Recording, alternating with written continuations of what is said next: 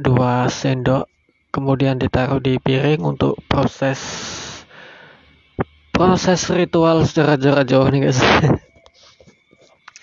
Dan kemudian saya suruh emasnya ini membuang garam tersebut ke depan rumahnya si target ataupun orang yang akan dimintai uang ataupun orang yang akan disuruh untuk membayar hutangnya gitu guys.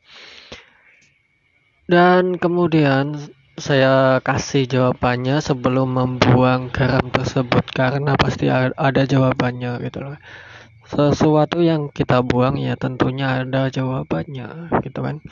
Dan udah saya kasih jawabannya, dan kemudian saya bertanya lagi kepada abangnya yang tadi setelah meminum air dan yang tadi setelah membuang air di depan rumahnya.